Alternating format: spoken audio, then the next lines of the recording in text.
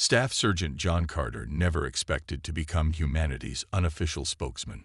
He was just a Marine who followed orders.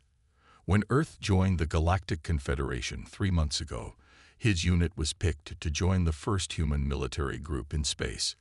Their job was simple: show the aliens what humans could do in battle. John sat in the giant mess hall of the alien flagship. The room buzzed with strange sounds as creatures from 17 different planets ate their meals. Some had too many arms. Others had scales or feathers. John tried not to stare, but it was hard. Even after weeks on the ship, everything still felt unreal. "More protein supplement, Sergeant Carter?" asked Kira Lee. She was his guide on the ship. Her blue skin and silver eyes marked her as an Elloran. "No thanks," John said. "Still getting used to space food." Kira smiled. Her teeth were very white against her blue skin. "You will adjust. Humans are known for their adaptability." That was true. Humans had to be good at adapting. Earth wasn't an easy place to live compared to most alien homeworlds. That's why the Confederation found humans interesting.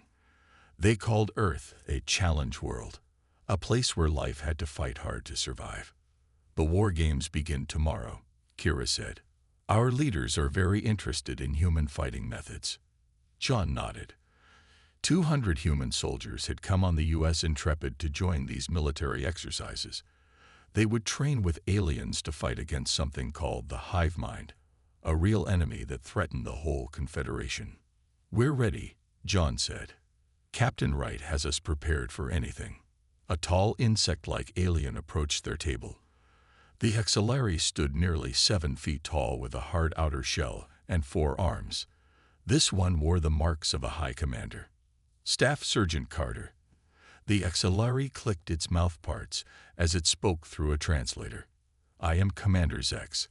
I would ask about human battle tactics." John moved over to make room. "Sure thing, Commander. What would you like to know?" "Your species has fought many wars against itself, yes. Yet you survived and advanced. Most interesting." John felt uncomfortable. Humans weren't proud of their violent history. "Yes, we've had our share of conflicts." The Hexalari's compound eyes reflected the light oddly. "How do humans determine victory in war?" That seemed like a strange question. "Well, there are different ways. Sometimes it's taking territory. Sometimes destroying the enemy's ability to fight back. Sometimes it's when they surrender." "Surrender." Another alien joined them. This one was a Drayan, a reptile-like species with scales and a tail. "This concept is not universal. What does it mean to you?" John was surprised. "It means a side gives up. They stop fighting because they know they can't win." The aliens exchanged looks that John couldn't read. The Drayan spoke again. "And then the fighting stops. Terms are negotiated. Prisoners are exchanged." This caused a stir among the aliens. More had gathered to listen. "You take prisoners?" asked a 4-armed Vendithi. "What purpose does this serve?" John felt like he was missing something important. "It's just what you do. They're out of the fight. You don't kill someone who's surrendered." The mess hall had grown quiet. John realized many aliens were now listening to their conversation. Kira looked concerned. "Perhaps we should continue this discussion in a more formal setting. There seems to be significant cultural differences in our understanding of conflict." John nodded, suddenly aware that something in this simple conversation had touched a nerve. "Did I say something wrong?" "Not wrong," Kira said carefully. "Just very human. Our military council would benefit from hearing more about your species' approach to warfare." John didn't understand why everyone looked so interested or worried, but he would soon find out that humans and aliens thought about war in very different ways, and those differences would change everything. 3 days later, John stood in front of 200 alien officers. The large room was shaped like a bowl, with seats rising up on all sides. Kira had called it the War College. John wasn't sure why he had been asked to give this talk. He was just a Marine, not a teacher. "They want to know about human warfare," Captain Wright had told him yesterday. "Keep it simple. Just cover the basics of our military history and rules." So here he was, nervous but ready. His friend Kelly Rodriguez sat in the front row.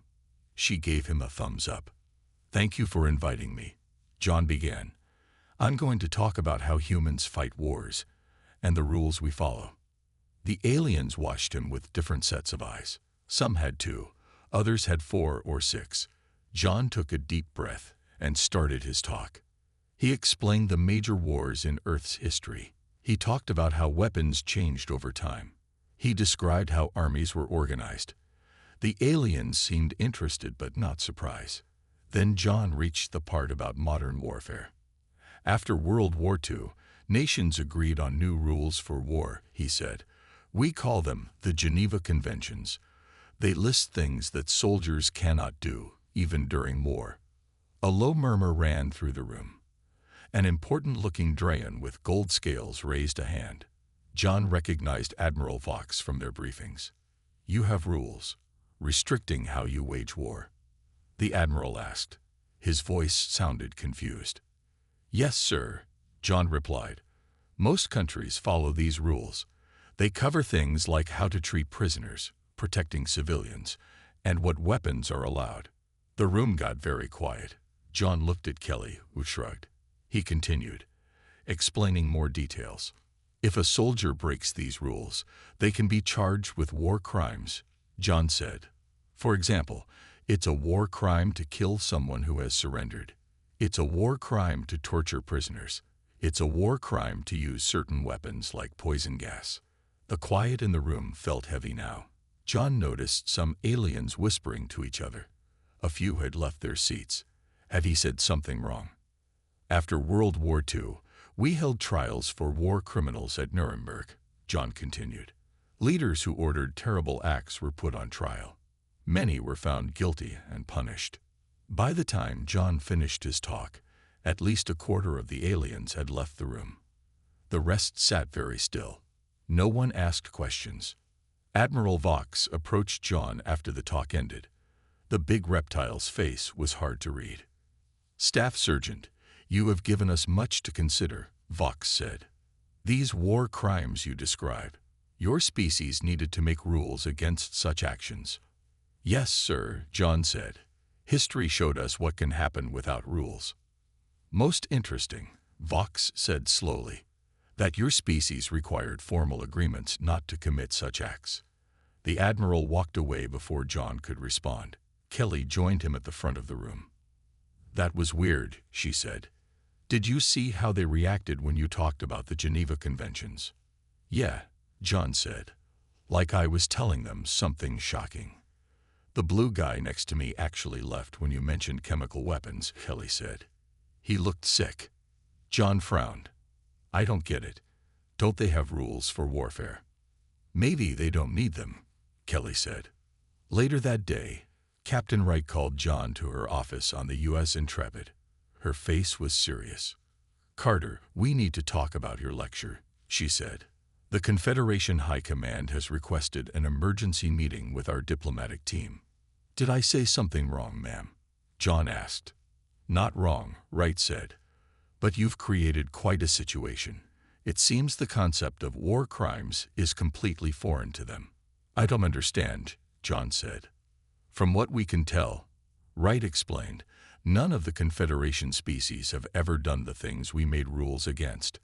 They don't need laws to prevent atrocities because they don't commit them in the first place." John felt a chill run through him. "So when I explained our rules against war crimes, they think humans are naturally inclined to commit horrible acts," Wright finished. "And now they're terrified of us." The next morning, John, Kelly, and 20 other human soldiers sat in a meeting room on the U.S. Intrepid. Captain Wright stood at the front with Major Frank Miller, their intelligence officer. Everyone looked worried. "Let me explain what we're dealing with," Major Miller said. "The Confederation species evolved very differently from humans. Their home planets had fewer threats. They didn't fight as much for resources." He showed pictures of alien worlds on the screen. They looked peaceful, lots of plants, calm oceans, and gentle weather. "Earth is what they call a death world," Miller continued. More dangerous animals, worse storms, less food. Humans had to fight harder to survive. John thought about this. It made sense. Humans had always struggled against nature and each other. So when Sergeant Carter talked about war crimes, Captain Wright said, the aliens were shocked. Not because the acts were terrible. They already knew that, but because humans had to make rules against them. They think we want to do these things, Kelly asked. They think it's in our nature, Wright explained. Like we're barely controlling our violent urges with these rules. John felt sick. But that's not true. Most humans never want to hurt anyone. Wright nodded. We know that. But the aliens don't. They think the only thing stopping humans from committing horrible acts is a piece of paper with rules on it. Great, someone muttered. Day one of representing Earth, and we're already the space monsters. Major Miller raised his hand for quiet. It gets more complicated. The joint exercises start today. We'll be working directly with alien troops against simulated hive mind attacks. How can we work with them if they're afraid of us? John asked. That's why you're all here, Wright said. You 24 are on the front line of fixing this mess. You'll be split into mixed teams with alien soldiers. Show them humans can be trusted. John wasn't sure how to do that. How do you prove you're not a monster? After the meeting, Kira found John in the hallway. She looked uncomfortable. Sergeant Carter, I wish to speak with you, she said. There has been some confusion about your lecture. I know, John said. Captain Wright explained. Kira's silver eyes studied him. I have been asked to observe you during the exercises, to report on human behavior. You mean to make sure we don't do anything terrible, John said. Kira looked away. I have told my superiors that I believe humans are not as they fear, but they require evidence. John felt hurt, but he understood. Then I'll give them evidence. When do we start? Now, Kira said. You and Specialist Rodriguez will join Admiral Vox's ship for the first exercise. An hour later, John and Kelly stood on the bridge of a Drayan warship. The ship was larger than the Intrepid, with strange controls and a curved ceiling that showed the stars outside. Admiral Vox nodded to them, but kept his distance. Welcome to the Sunspear, said a young Drayan officer. I am Lieutenant Seth. I will be your liaison. Thanks, John said. What's our mission? We will patrol the outer edge of the exercise area, Seth explained. Our sensors will track enemy movements. John noticed how the Drayan crew watched them. Some looked curious, others nervous. One female Drayan kept her hand near what looked like a weapon. They're really scared of us, Kelly whispered. Before John could answer, alarms blared across the ship. Red lights flashed. Contact, shouted a crew member. 3 vessels detected, not Confederation signatures. Admiral Vox moved quickly to a control panel. Alert all ships. This is not part of the exercise. I repeat, this is a real hive mind scout force. John and Kelly looked at each other. The training mission had just become real combat. Humans, Admiral Vox said, turning to them. Your chance to show us your true nature has come sooner than expected. The Drayan warship shook as enemy fire hit its shields. John grabbed a rail to steady himself. On the big screen, he could see 3 black ships moving fast toward them. They had sharp points and looked like giant insects. Shields at 60%, called out a Drayan officer, main weapons charging. Admiral Vox stood calm in the center of the bridge. Try to contact the U.S. Intrepid. We need support. Another blast rocked the ship. A control panel exploded in sparks, sending 2 Drayan crew members to the floor. John ran to help them up. Thank you, one said, surprise in his voice. Kelly joined John near the weapons station. What can we do to help? She asked Lieutenant Seth. The young Drayan looked uncertain. I'm not sure. Our main cannons are still charging. John studied the screen showing the battle.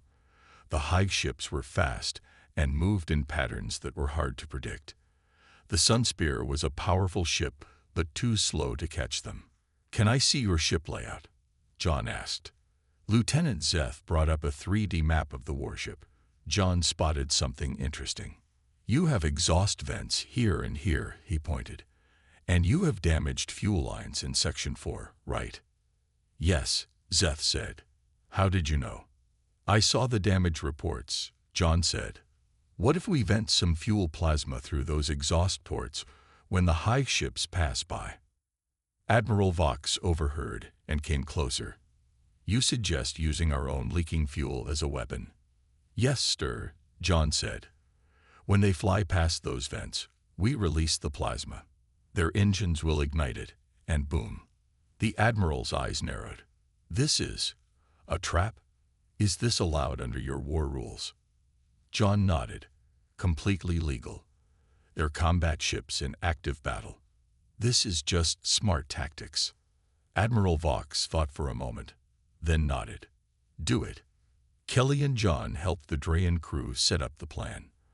They routed the leaking fuel to the exhaust vents and waited for the right moment. "High ships coming around for another pass," called an officer. 10 seconds.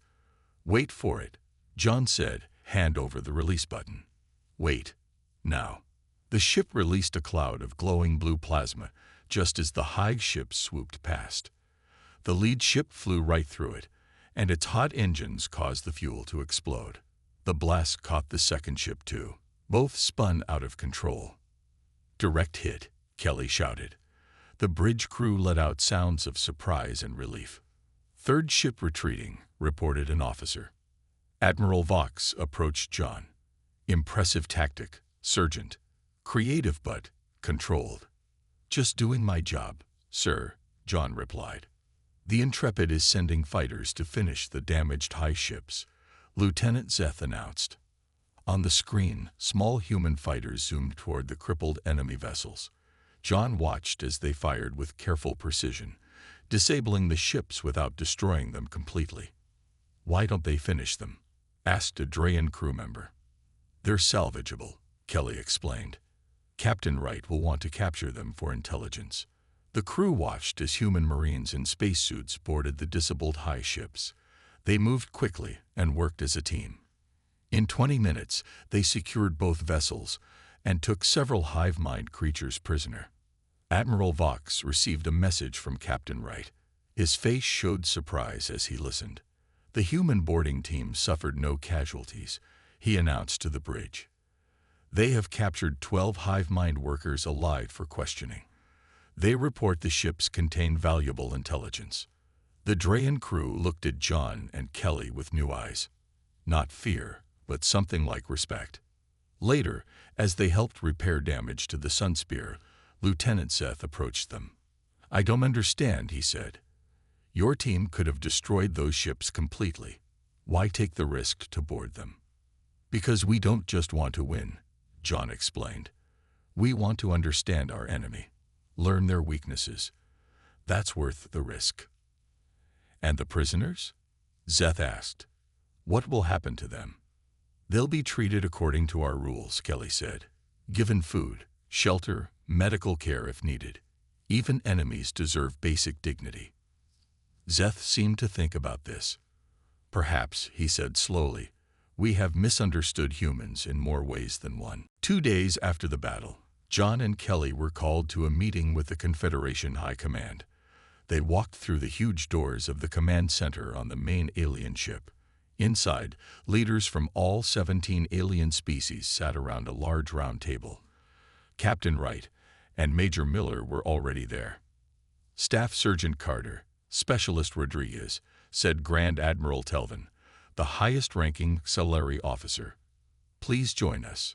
John felt nervous as they took their seats. The room was silent, all eyes on the humans. "We have reviewed the battle records," Admiral Telvin continued. "We have also studied the information gained from the captured hive mind ships. Most impressive work." "Thank you, sir," John said. "We owe you an apology," said Admiral Vox, surprising John. "We misunderstood your species in a fundamental way." Kira Lee stood up. "When Sergeant Carter spoke of war crimes, We believe this meant humans were naturally inclined toward such acts, that your laws were the only things preventing terrible behavior. But that's not true, Kelly said. We see that now, Kira agreed. Your actions in battle were controlled, precise, and showed great restraint. You risked your lives to capture enemies rather than simply destroy them. John looked at Captain Wright, who nodded for him to speak freely. Most humans don't want to hurt anyone, John explained. We make rules for war not because we want to do terrible things, but because we know how bad war can get if there are no limits. A Vendathi commander with 4 arms spoke next. We have studied Earth's history. Your planet is harsh by our standards. You faced many dangers, both natural and from each other. Yet you developed not just rules for war, but also great art, music, and science. We survive, and we create, Captain Wright said. That's what humans do. The aliens seemed to consider this. Finally, Admiral Telvin spoke again. We now understand that we have been looking at humans incorrectly. Your capacity for violence is not what defines you. It is your capacity for choice. You can be violent, but you choose when not to be. John thought about that. It seemed right. Our species evolved in gentler environments, Kira explained. We never developed the capacity for extreme violence that humans have. We never needed to make rules against atrocities because such ideas were largely unknown to us. Until you met the hive mind, Major Miller said. Yes, Admiral Vox agreed. The hive mind is different. They show no mercy, take no prisoners, recognize no rules. They consume all in their path. And now they're learning new tactics, John said. Like we saw in the battle. Precisely, said Telvin. Which brings us to why we called you here. The Confederation needs humanity's help. Not just your strength, but your understanding of conflict. The Grand Admiral stood up and activated a large display in the center of the room. It showed a map of the galaxy with red spots marking hive mind territory. They are expanding, Telvin said. Taking more worlds each year. Our normal tactics are becoming less effective as they adapt. You want our military help? Captain Wright asked. More than that, said Admiral Vox. We need your perspective. Your species has faced countless conflicts and survived. You understand war in ways we do not. John was surprised. Just days ago, these aliens had been terrified of humans. Now they wanted their help. The hive mind has no concept of surrender, of mercy, of rules in war, Kira said. To fight them effectively, we need to understand this kind of total warfare without becoming like them. And that, said Admiral Telvin, is what humans can teach us. How to face darkness without becoming dark yourselves. Captain Wright looked at John and Kelly, then back to the alien leaders. We're willing to help, but this will be a partnership, not us telling you what to do. Agreed, said Telvin. Starting tomorrow, we will form a new joint command, human and Confederation officers working together. As they left the meeting, John felt a strange mix of pride and worry. The aliens weren't afraid of humans anymore. But the real war against the hive mind was just beginning. 1 month later, John sat in the new joint war room on the Confederation flagship. Maps and screens covered the walls. Human and alien officers worked side by side at control stations. In the center of the room stood a large table showing a 3D map of a star system. A hive mind has attacked the colony on Varys 3, Admiral Vox announced. They have landed ground forces and have 5 ships in orbit. Captain Wright pointed to spots on the map. The colony has 3,000 people. Most are in the main settlement here, but some are at these smaller outposts. John had been made part of the planning team because of his battle experience. Kelly worked with the communications group. Both wore new uniforms with both human and Confederation symbols. We need to evacuate the colonists, said a Vendathi commander. Agreed, said Major Miller. But the high ships will target any evacuation vessels. We need to create a safe corridor. The room fell silent as everyone studied the problem. John noticed something strange on one of the screens showing the high ships. "Can we get a closer look at those structures surrounding the Hive fleet?" he asked. The image zoomed in, showing small stations floating near the Hive ships. "Those look like civilian habitats," said Kira. "Mining platforms or research stations." John shook his head. "The energy readings are wrong." He turned to Kelly. "Remember those prisoner interviews? What did they say about Hive defense systems?" Kelly's eyes widened. "They said the Hive sometimes disguises weapons as harmless objects." John pointed to the structures. "These aren't civilian stations. They're weapon platforms disguised to look like them." Admiral Vox looked concerned. "Are you certain? We cannot attack civilian structures."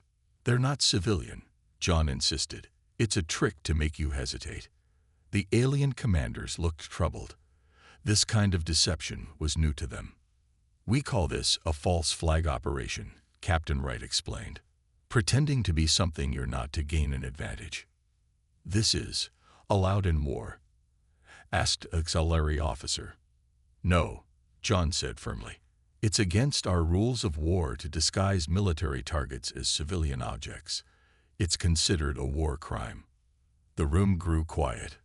John realized the aliens were thinking about his lecture again. "So the hive mind is committing war crimes," Admiral Vox said slowly.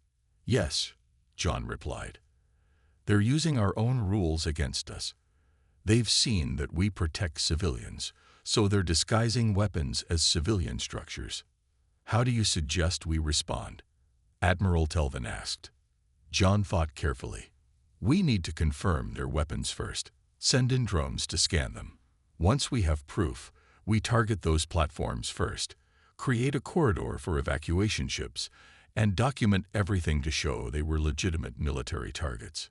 The alien commanders nodded in agreement.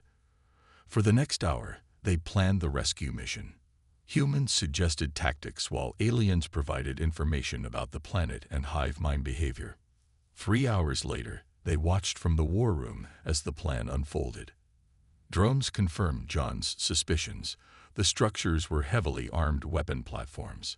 Human and alien ships worked together to destroy them, then created a safe path for evacuation vessels.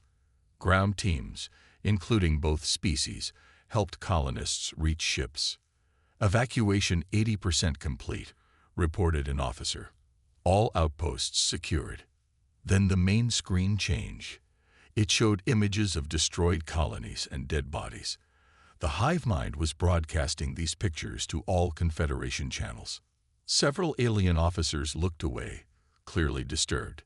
Even Admiral Vox seemed shaken. "What is this?" he asked. "Why would they show us this?" "Psychological warfare," John explained. "They're trying to scare you, make you feel hopeless." "It's working," Kira admitted quietly. "These images are difficult to bear." John stood up. "This is another tactic humans have seen before. They want you to give up." The alien commanders looked uncertain, some ready to retreat. John realized this was a turning point. The hive mind had found the Confederation's weakness. They had never faced an enemy who used fear as a weapon. "Admiral," John said firmly to Vox, "the colonists need us to stay strong. We can't let these images stop us from saving them." Admiral Vox looked at John for a long moment, then straightened his back. "You are right, Sergeant. We will continue the mission." John nodded, relieved. The battle wasn't just about weapons anymore. It was about teaching the Confederation how to face the darker side of warfare. 6 months after John's lecture on war crimes, the U.S. Intrepid docked at Earth's orbital station. John looked out a window at his home planet, blue and peaceful from space. It felt strange to be back after everything that had happened. "Hard to believe it's been half a year," Kelly said, joining him at the window. "Yeah," John agreed. "Even harder to believe how much has changed." In the months since the rescue mission at Varus 3, humans and the Confederation had worked closely together. Human military advisors served on alien ships. Alien officers trained on Earth. Together, they had pushed back the hive mind from 3 star systems. "Staff Sergeant Carter," called a voice. John turned to see Admiral Vox walking toward them. The Drayan commander looked different in Earth's lighter gravity, moving with easy steps. "Admiral," John said with a salute. "Welcome to Earth." "Thank you," Vox replied. "A remarkable planet. I see now why your species developed as it did." The three of them walked to a meeting room where Captain Wright waited with several Earth officials and alien representatives. A large screen showed the progress of the war against the hive mind. "The combined fleet has secured the Proxima sector," Captain Wright reported. "Hive mind forces are retreating from all fronts." And Earth General nodded. "Excellent work. And civilian casualties?" "Minimal," Admiral Vox said, "thanks to improved evacuation protocols and the new early warning network." The meeting continued as they discussed future plans. John was proud of what they had accomplished. The hive mind was still dangerous, but now they had a real chance of defeating them. After the meeting, Admiral Vox asked John to join him on the station's observation deck.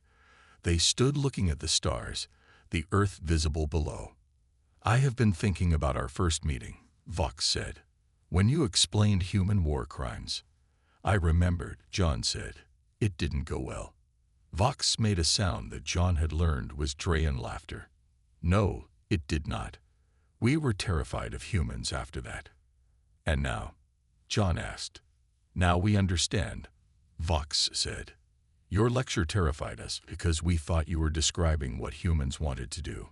We did not realize you were describing what humans had learned not to do." John nodded. "We made those rules because we saw the worst that could happen in war. Your species walked a harder path than ours," Vox said. "Earth forced you to be strong, to fight. But you chose to be more than just warriors. You chose when to show mercy, when to set limits." Below them, Earth turned slowly, oceans and continents passing by. "The hive mind has no choice," Vox continued. "They consume because that is their nature. We had no choice either. Peace came easily to our species. But humans always have a choice. That is your strength. And our weakness sometimes," John added. "Perhaps," Vox agreed. "But it makes you the perfect teachers for the Confederation. You know darkness without being consumed by it." A small ship passed by the window. A Drayan vessel with human crew members visible through its ports. "A year ago, that would have seemed impossible," John said, pointing to the mixed crew. "Many things seemed impossible before we met humans," Vox said. "Now the galaxy has changed."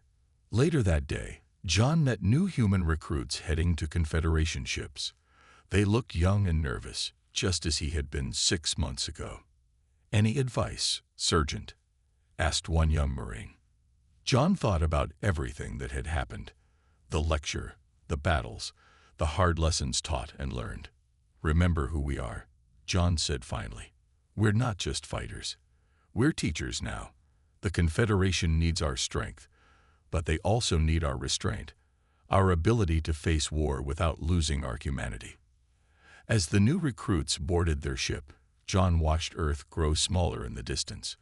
The war against the hive mind would continue, but something important had changed. Humans were no longer feared for what they might do. They were respected for what they chose not to do. The galaxy had been terrified when a human Marine explained war crimes. Now they understood the true strength behind those rules, not the capacity for violence, but the choice to rise above it.